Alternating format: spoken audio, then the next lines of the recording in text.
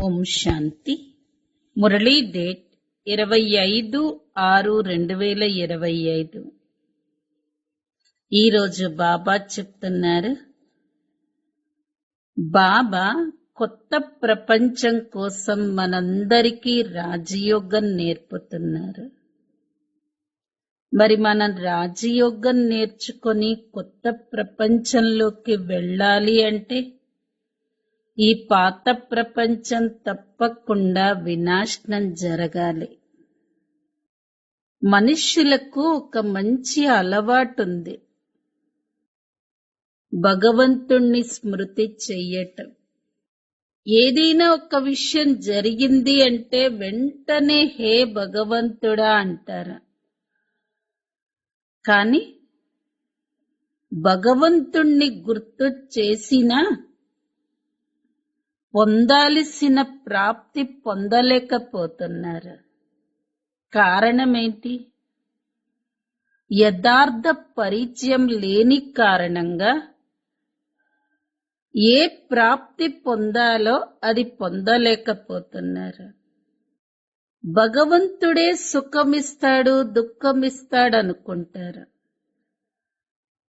కానీ ఇప్పుడు మనం అలా అనం. దుఃఖం సుఖం భగవంతుడిస్తాడా? కలియుగ చివరిలోనే పిల్లల్ని సుఖపెట్టాలనుకుంటారు. భగవంతుడు మనకి దుఃఖాన్ని ఎలా ఇస్తాడు? ఎప్పుడూ దుఃఖ పెట్టాడు. బాబాని వారసుడిగా చేసుకోండి. మనకున్నదంతా అర్పించండి. ట్రస్టీగా అయ్యి అన్నీ చూసుకోండి. పాప కర్మలలో ఉపయోగించకండి. ఏంటి? ధనాన్ని. ఎప్పుడూ ధనం పాప కర్మలలో ఉపయోగించద్దు. జ్ఞాన సాగరుడే స్వయంగా చదివిస్తున్నారు అని లోపల సంతోషంలో పులకరించిపోవాలి. పుణ్యాత్మగా కావటానికి బాబా స్మృతిలో ఉండాలి. మాయ ఏ రకంగా సమస్యలు తీసుకొచ్చినా భయపడకండి. సర్వశక్తివంతుడు మనకి తోడుగా ఉన్నారు. ప్రత్యక్షతకు ఆధారం సత్యత. బాబాని ప్రత్యక్షం చెయ్యాలి అంటే నిర్భయంగా మాట్లాడండి. ఏదైనా అథారిటీగా మాట్లాడండి. మనకే అవునా కాదా అన్న సంశయంలో ఉంటే నిర్భయంగా ఎలా మాట్లాడగలుగుతాము? అందరికీ తండ్రి ఒక్కరే. వారే ఇప్పుడు కార్యం చేస్తున్నారు. మనమందరం ఒక్కరి సంతానము. ఇది ఒక్కటే యథార్థమైనది. అన్ని మతాల వారి ఈ విషయం ఒప్పుకుంటే విజయ జెండా ఎగురుతుంది. భగవంతుడు ఒక్కరే అన్న విషయం అర్థం చేసుకొని అందరూ ఇదే సంకల్పంతో పరంధామానికి వెళ్ళిపోతారు. మళ్ళా తన పాత్ర సమయమనుసారంగా వచ్చినప్పుడు భగవంతుడు ఒక్కరే అన్న మాట గుర్తుంటుంది. భక్తిలో కూడా భగవంతుడు ఒక్కరే అని ఒక్కరి పూజ చేయటం మొదలుపెట్టారు. మనలో ఉన్న శక్తిని ప్రత్యక్షం చేయటం అంటే ఏంటి? సహించటమే స్వయంలోని శక్తి రూపాన్ని ప్రత్యక్షం చేయటం. ఎవరం మనం? నిర్భయ ఆత్మలం. ఈ రోజటి మధుర మహావాక్యాలు.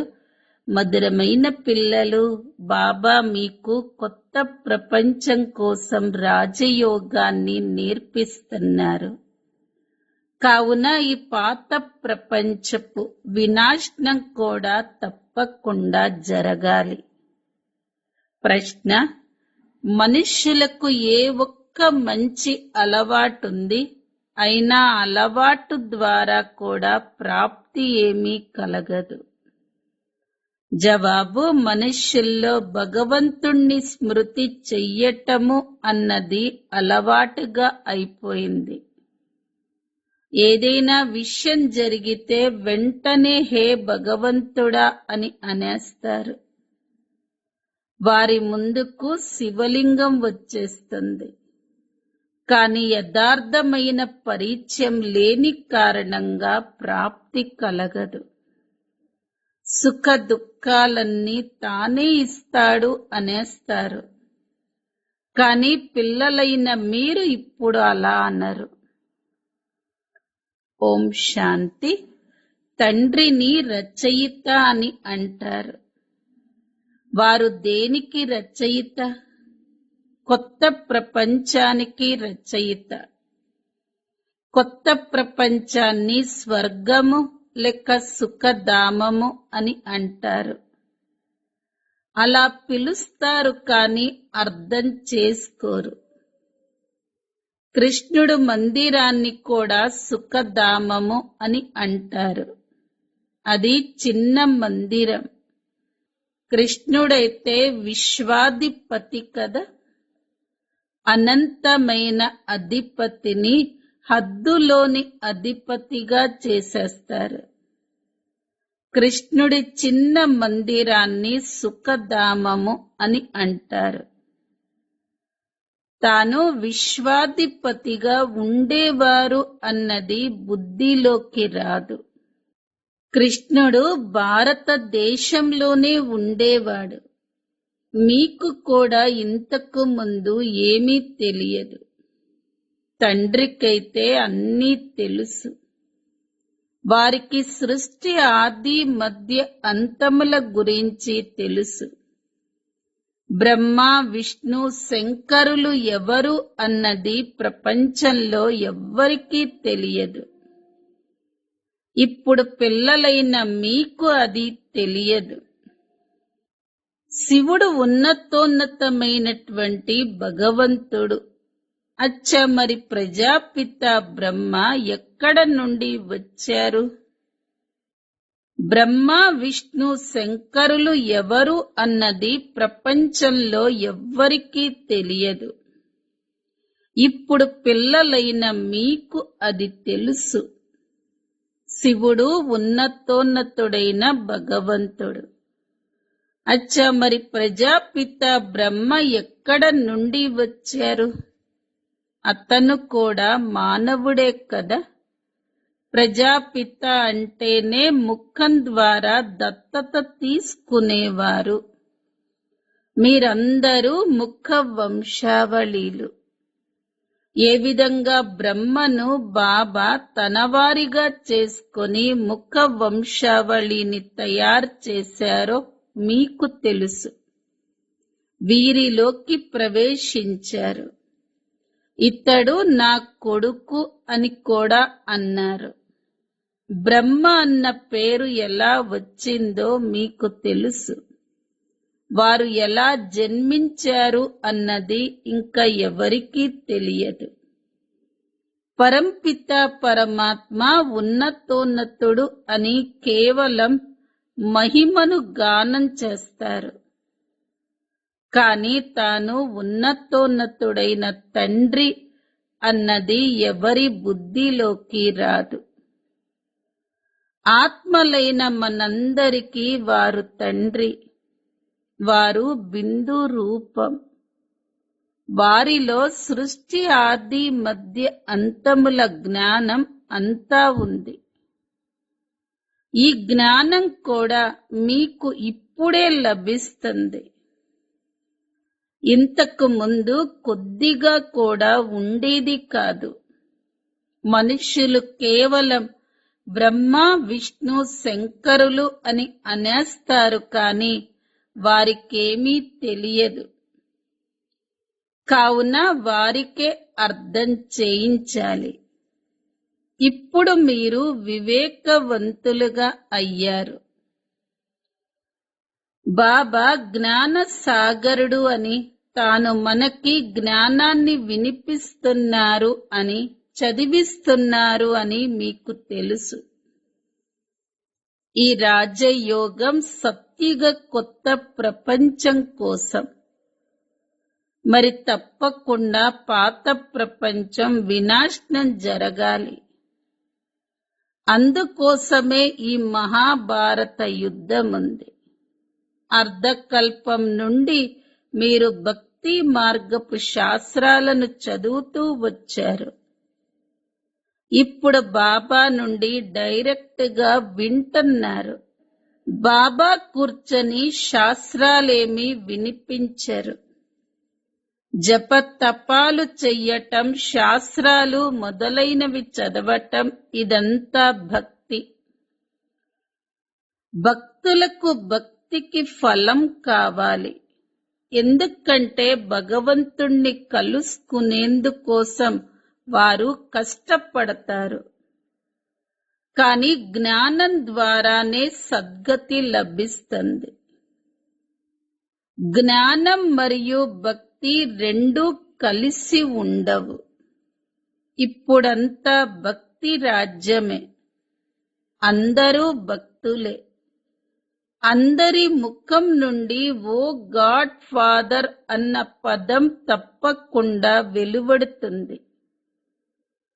నేనొక చిన్న బిందువుని అని బాబా తమ పరిచయాన్ని ఇచ్చారు అని ఇప్పుడు పిల్లలైన మీకు తెలుసు. నన్నే జ్ఞాన సాగరుడు అని అంటారు. బిందువైన నాలో మొత్తం జ్ఞానమంతా నిండి ఉంది. ఆత్మలోనే జ్ఞానం ఉంటుంది. వారిని పరంపిత పరమాత్మ అని అంటారు అని ఇప్పుడు పిల్లలైన మీరు అర్థం చేసుకున్నారు. వారు ఉన్నతోన్నతమైన ఆత్మ అనగా అందరికన్నా ఉన్నతుడైన పతిత పావనుడైన తండ్రే ఉన్నతోన్నతుడు కదా. మనుష్యులు హే భగవంతుడా అని అంటే వారికి శివలింగమే గుర్తొస్తుంది. అది కూడా యథార్థ రీతిగా గుర్తుండదు. భగవంతుణ్ణి స్మృతి చెయ్యటము అనేది ఒక అలవాటుగా అయిపోయింది. భగవంతుడే సుఖ దుఃఖాలనిస్తాడు అని అంటారు. ఇప్పుడు పిల్లలైన మీరు అలా అన్నారు. బాబా సద్గతి దాత అని మీకు తెలుసు. సత్యుగంలో సుఖం ఉండేది, అక్కడ దుఃఖమన్న మాట ఉండేది కాదు. కలియుగంలో ఉండేదే దుఃఖం. ఇక్కడ సుఖము అన్న మాటే ఉండదు. ఉన్నతోన్నతుడైన భగవంతుడు సర్వ ఆత్మలకు తండ్రి. ఆత్మలకు తండ్రి కూడా ఉన్నారు అన్నది ఎవ్వరికీ తెలియదు. మేమందరం సోదరులము అని కూడా అంటారు. మరి తప్పకుండా అందరూ ఒక తండ్రి పిల్లలే అవుతారు కదా. కొందరైతే వారు సర్వవ్యాపి, మీలోనూ ఉన్నారు, నాలోనూ ఉన్నారు అని అనేస్తారు. అరే, నీవైతే ఒక ఆత్మవు, ఇది నీ శరీరం. మరి మూడవది ఎలా ఉండగలదు? ఆత్మను పరమాత్మ అని అనరు కదా. జీవాత్మ అని అంటారే కాని జీవ పరమాత్మ అని అనరు. మరి పరమాత్మ సర్వవ్యాపి ఎలా అవ్వగలరు? తండ్రి సర్వవ్యాపి అయినట్లయితే మరి అందరూ తండ్రులే అవుతారు. తండ్రికి తండ్రి నుండి వారసత్వం లభించదు కదా. తండ్రి నుండైతే వారసత్వం లభిస్తుంది. అందరూ తండ్రులు ఎలా అవ్వగలరు? ఇంత చిన్న విషయం కూడా ఎవరికీ అర్థం కాదు. కావుననే పిల్లలు, నేను నేటికి 5000 సంవత్సరాల క్రితం కూడా మిమ్మల్ని ఎంతో వివేకవంతులుగా తయారు చేశాను. మీరు సదా ఆరోగ్యవంతులుగా, సంపన్నులుగా, వివేకవంతులుగా ఉండేవారు అని బాబా అంటారు. వీరికన్నా ఎక్కువ వివేకవంతులు ఎవరూ ఉండరు. ఇప్పుడు మీకు ఏ వివేకమైతే లభిస్తుందో అది మళ్ళీ అక్కడ ఉండదు. అక్కడ తాము మళ్ళీ కింద పడతాము అన్నది తెలియదు. అది తెలిసినట్లయితే సుఖం అనుభూతే ఉండదు. ఈ జ్ఞానం మళ్ళీ ప్రాయలోపమైపోతుంది. ఈ డ్రామా జ్ఞానం ఇప్పుడు కేవలం మీ బుద్ధిలోనే ఉంది. బ్రాహ్మణులే అధికారులుగా ఉంటారు. ఇప్పుడు మేము బ్రాహ్మణ వర్ణానికి చెందిన వారిమి అని మీ బుద్ధిలో ఉంది. బాబా బ్రాహ్మణులకే జ్ఞానాన్ని వినిపిస్తారు. బ్రాహ్మణులు మళ్ళీ అందరికీ వినిపిస్తారు. భగవంతుడొచ్చి స్వర్గ స్థాపన చేశారు అని, రాజయోగాన్ని నేర్పించారు అని గాయనం కూడా ఉంది. కృష్ణ జయంతిని జరుపుతారు. కృష్ణుడే వైకుంఠాధిపతిగా ఉండేవాడు అని భావిస్తారు. కాని అతను విశ్వాధిపతిగా ఉండేవాడు అన్నది బుద్ధిలోకి రాదు. కృష్ణుడి రాజ్యం ఉన్నప్పుడు ఇంకా ఏ ధర్మము ఉండేది కాదు. మొత్తం విశ్వంపై కృష్ణుడు రాజ్యమే ఉండేది మరియు యమునా నది తీరంలో ఉండేది. ఇప్పుడు మీకు ఈ విషయాలను ఎవరు అర్థం చేయిస్తున్నారు? భగవాను వాచ. వారు ఏ వేద శాస్త్రాలు మొదలైన వాటినైతే వినిపిస్తారో అవన్నీ భక్తి మార్గానికి చెందినవి. ఇక్కడైతే స్వయంగా భగవంతుడే మీకు వినిపిస్తున్నారు. మేము పురుషోత్తములుగా అవుతున్నామని మీరు ఇప్పుడు అర్థం చేసుకుంటారు. మేము శాంతిధామ నివాసులము మరియు మేమొచ్చి 21 జన్మల ప్రాలబ్ధాన్ని పొందుతాము అని మీకే బుద్ధిలో ఉంది. పిల్లలైన మీరు అనంతమైన తండ్రి శివ్ బాబా మమ్మల్ని చదివిస్తున్నారు అని లోపల సంతోషంతో పులకరించిపోవాలి. తాను జ్ఞాన సాగరుడు, తనకు సృష్టి ఆది మధ్య అంతముల గురించి తెలుసు. అటువంటి తండ్రి మన కోసం వచ్చారు. కావున సంతోషంలో పులకరించిపోవాలి. బాబా, మేము మిమ్మల్ని మా వారసుడుగా చేసుకున్నాము అని బాబాతో అంటారు. బాబా పిల్లలపై బలిహారమవుతారు.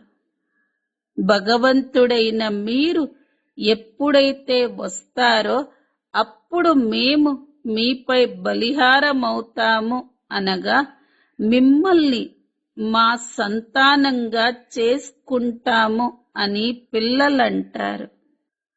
వీరు కూడా తమ పిల్లలనే వారసులుగా చేస్తారు. బాబాను వారసునిగా ఎలా చేసుకోవాలి? ఇది కూడా గుహ్యమైన విషయమే. మీ సర్వస్వాన్ని ట్రాన్స్ఫర్ చేసుకోవాలి. ఇది బుద్ధిలో చెయ్యవలసిన పని. పేదవారైతే వెంటనే బదిలీ చేసుకుంటారు. షావుకారులు ఎంతో కష్టంగా చేస్తారు. ఎప్పటి వరకైతే జ్ఞానాన్ని పూర్తిగా తీసుకోరో అప్పటి వరకు అంతటి ధైర్యం ఉండదు.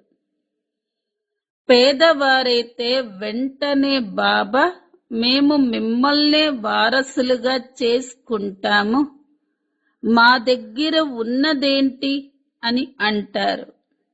వారసునిగా చేసుకొని మళ్ళీ మీ శరీర నిర్వహణను కూడా చేసుకోవాలి.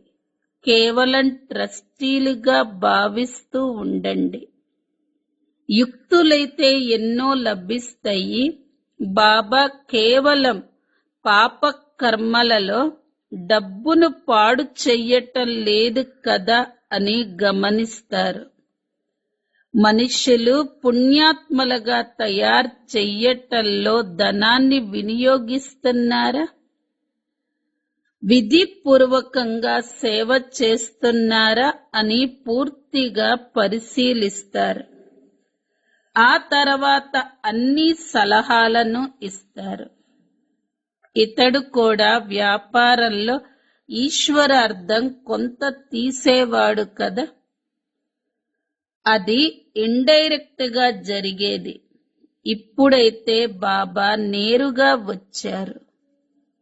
ఇప్పుడు ఏదైతే చేస్తున్నారో దాని ఫలాన్ని ఈశ్వరుడు మరు జన్మలో ఇస్తాడని మనుషులు భావిస్తారు. ఎవరైనా పేదవారిగా దుఃఖీగా ఉంటే వారు చేసిన కర్మలే అలా ఉన్నాయి అని భావిస్తారు. మంచి కర్మలు చేసి ఉంటే సుఖంగా ఉంటారు. బాబా పిల్లలైన మీకు కర్మల రహస్యం గురించి అర్థం చేయిస్తారు. రావణ రాజ్యంలో మీ కర్మలన్నీ వికర్మలే అవుతాయి. సత్యుగం మరియు త్రేతాయుగంలో రావణుడే ఉండడు. కావున అక్కడ ఏ కర్మలు వికర్మలుగా ఉండవు. ఇక్కడ ఏ మంచి కర్మలనైతే చేస్తారో వాటికి అల్పకాలికంగా సుఖం లభిస్తుంది. అయినా ఏదో ఒక అనారోగ్యము, గొడవలు ఉంటూనే ఉంటాయి. ఎందుకంటే ఇది అల్పకాలికమైన సుఖం. ఇప్పుడిక ఈ రావణ రాజ్యమే అంతమైపోనున్నది అని బాబా అంటారు. రామరాజ్య స్థాపనను శివ్ బాబా చేస్తున్నారు. ఈ చక్రం ఎలా తిరుగుతుందో మీకు తెలుసు. భారతదేశమే మళ్ళీ నిరుపేదగా అయిపోతుంది. నేటికి 5000 సంవత్సరాల క్రితం భారతదేశం స్వర్గంగా ఉండేది. ఈ లక్ష్మీనారాయణల రాజ్యం ఉండేది. మొదట వీరి సింహాసనమే కొనసాగింది. కృష్ణుడు యువరాజు, మళ్ళీ స్వయంవరం తర్వాత రాజుగా అయ్యాడు. నారాయణుడు అన్న పేరొచ్చింది. ఇది కూడా మీరు ఇప్పుడే అర్థం చేసుకుంటారు. కావున ఇది మీకు ఆశ్చర్యం అనిపిస్తుంది. బాబా మీరు మొత్తం రచయిత మరియు రచన జ్ఞానాన్ని వినిపిస్తున్నారు. మీరు మమ్మల్ని ఎంత ఉన్నతంగా చదివిస్తున్నారు. మేము బలిహారమవుతాము. మేము ఒక్క తండ్రిని తప్ప ఇంకా ఎవరి స్మృతిని చెయ్యకూడదు అని అంటారు. అంతిమం వరకు చదవాలి. కావున తప్పకుండా టీచర్ని స్మృతి చెయ్యాలి. స్కూల్లో టీచర్ని స్మృతి చేస్తారు కదా. ఆ స్కూల్లో అయితే ఎంతో మంది టీచర్లుంటారు. ప్రతి ఒక్క క్లాస్కి టీచర్లు వేరువేరుగా ఉంటారు. ఇక్కడైతే ఒకే టీచర్ ఉన్నారు. వీరు ఎంత ప్రియమైన వారు. తండ్రి ప్రియమైన వారు, టీచరు ప్రియమైన వారు. ఇంతకు ముందు భక్తి మార్గంలో అంధ్రశ్రద్ధలతో స్మృతి చేసేవారు. ఇప్పుడైతే నేరుగా తండ్రే చదివిస్తున్నారు. మరి ఎంత సంతోషం ఉండాలి. అయినా బాబా మేం మర్చిపోతున్నాము అని అంటారు. మా బుద్ధి మిమ్మల్ని ఎందుకు స్మృతి చెయ్యటం లేదో తెలియటం లేదు అని అంటారు. ఈశ్వరుడి గతి మతి అతీతమైనది అని కూడా మహిమ చేస్తారు. తండ్రి, మీ గతి మరియు సద్గతి మతం చాలా అద్భుతమైనది అని అంటారు. ఇటువంటి తండ్రిని స్మృతి చెయ్యాలి. భార్య తన పతి గుణగానం చేస్తూ ఉంటుంది కదా, అతను చాలా మంచివాడు, ఇది అతని ఆస్తి అంటూ లోపల ఎంతో సంతోషం ఉంటుంది కదా. అతడు చాలా మంచివాడు. వీరైతే పతులకు పతి, తండ్రులకు తండ్రి. వీరి ద్వారా మనకు ఎంత సుఖం లభిస్తుంది. మిగిలిన వారందరి నుండి దుఃఖమే లభిస్తుంది. టీచర్ నుండి సుఖం లభిస్తుంది. ఎందుకంటే చదువు ద్వారా సంపాదన కలుగుతుంది. వానప్రస్థ అవస్థలోనే ఎల్లప్పుడూ గురువుని స్వీకరించటం జరుగుతుంది. నేను వానప్రస్థంలోకి వచ్చాను, ఇతడు వానప్రస్థీయే. నేను వానప్రస్థీయే అని బాబా కూడా అంటారు. అలాగే ఈ నా పిల్లలందరూ కూడా వానప్రస్థలే. బాబా శిక్షకుడు మరియు గురువు ముగ్గురు కలిసి ఉన్నారు. తండ్రి టీచర్గాను అవుతారు, అలాగే గురువుగా అయ్యి తమతో పాటు తీసుకుని వెళతారు కూడా. ఆ ఒక్క తండ్రికే మహిమ ఉంది. ఈ విషయాలు ఇంకా ఏ శాస్త్రాలలోనూ లేవు. బాబా ప్రతి విషయాన్ని బాగా అర్థం చేయిస్తారు. ఇంతకన్నా ఉన్నతమైన జ్ఞానం ఇంకా ఏదీ ఉండదు. అలాగే తెలుసుకోవలసిన అవసరము ఉండదు. మనం అన్నీ తెలుసుకొని విశ్వాధిపతులుగా అయిపోతాం. అంతకన్నా ఎక్కువ ఏముంది? పిల్లల బుద్ధిలో ఇది ఉండాలి. అప్పుడే సంతోషంలో మరియు అదే స్మృతిలో ఉంటారు. పుణ్యాత్మలుగా అయ్యేందుకు స్మృతిలో తప్పకుండా ఉండాలి. మీ యోగాన్ని తెంచటం మాయ ధర్మం. యోగంలోనే మాయ విఘ్నాలను కలిగిస్తుంది. మర్చిపోతారు, మాయా తుఫాన్లు ఎన్నో వస్తాయి. ఇవి కూడా డ్రామాలో రచింపబడి ఉన్నాయి.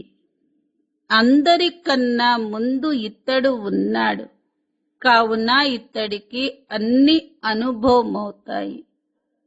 నా వద్దకెప్పుడైతే వస్తారో అప్పుడే అందరికీ అర్థం చేయిస్తాను కదా.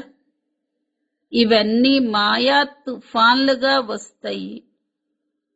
బాబా వద్దకు కూడా వస్తాయి, అలాగే మీకు కూడా వస్తాయి.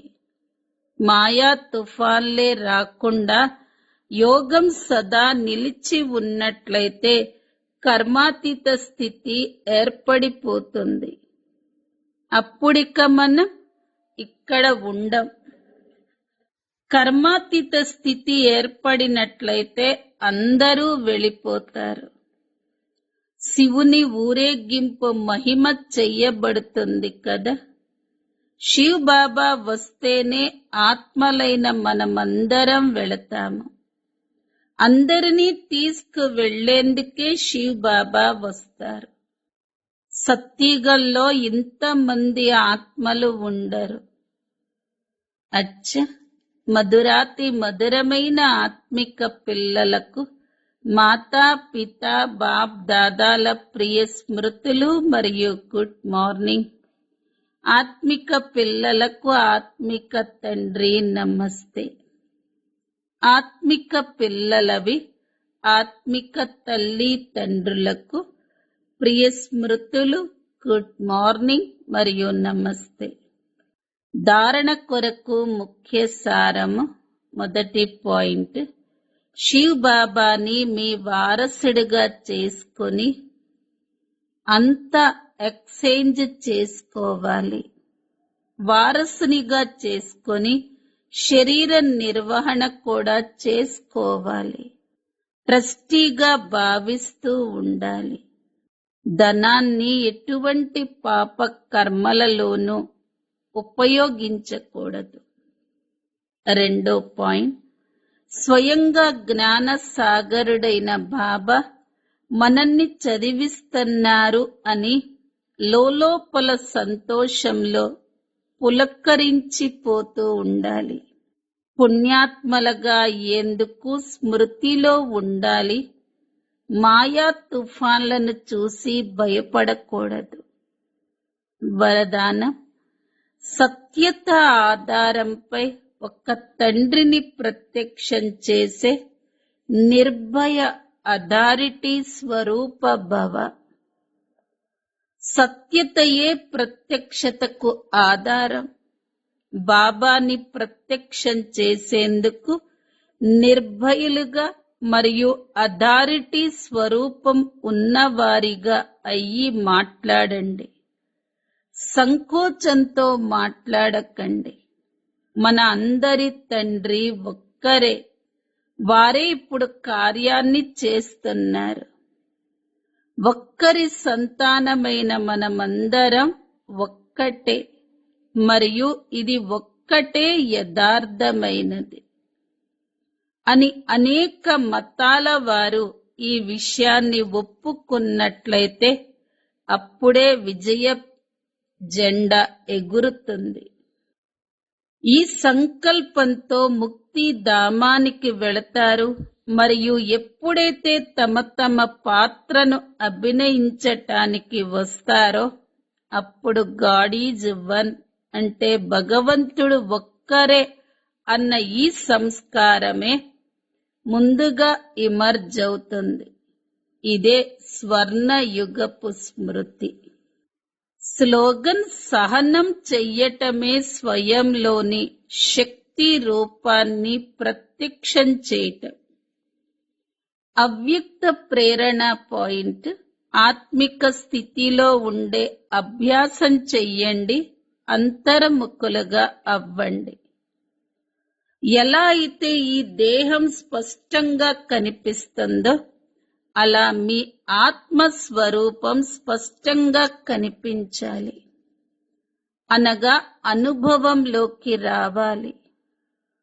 మస్తకము అనగా బుద్ధి యొక్క స్మృతి లేక దృష్టి ద్వారా ఆత్మిక స్వరూపం తప్ప ఇతర ఏదీ కనిపించకూడదు లేక స్మృతిలోకి రాకూడదు. ఇలా నిరంతర తపస్వీలుగా అయినట్లయితే అప్పుడు ప్రతి ఆత్మ పట్ల కళ్యాణకరమైన లేక శుభకరమైన సంకల్పాలు ఉత్పన్నమవుతాయి. ఒక్కవేళ ఎవరైనా తమ సంస్కార స్వభావాలకు వశమయ్యి మీ పురుషార్థంలో పరీక్షకు నిమిత్తులుగా అయినా కాని వారి పట్ల కూడా సదా కళ్యాణమునకు చెందిన సంకల్పాలు ఉత్పన్నమవ్వాలి. దివ్య బుద్ధి యొక్క గుణం ద్వారా స్మరణ శక్తితో అంటే జ్ఞాపక శక్తితో సంపన్నంగా మమ్మ మొదటి నుండి కూడా చాలా తెలివి కలవారిగా దూరదృష్టి మరియు స్మరణ శక్తి అంటే జ్ఞాపక శక్తి కలిగినటువంటి వారు. మమ్మ యొక్క స్మరణ శక్తి ఎంత తీవ్రంగా ఉండేటువంటిది అంటే ఒకసారి విన్నారు అంటే అది బుద్ధిలో ప్రింట్ అయిపోయేటువంటిది. బాబా ఒక పాయింట్ వినిపించారు అంటే అది వారి మనసులో ప్రింట్ అయిపోయేటువంటిది మరియు దాని గురించి 10 రహస్యాలను స్పష్టం చేసి వినిపించేటువంటి వారు అందరినీ జ్ఞానమేక గుహ్యతలోకి తీసుకువెళ్లేటువంటి వారు. ఈ విధంగా మమ్మ వ్యర్థ చింతన నుండి అతీతంగా పరమాత్మ చింతనలో నిమగ్నమై ఉన్నారు. దీని కారణంగా వారి యొక్క బుద్ధి చాలా దివ్యంగా మారింది. మరి మనం కూడా దివ్య బుద్ధి సంపన్నంగా అయ్యేటువంటి పురుషార్థం చేద్దాము. ఓం శాంతి.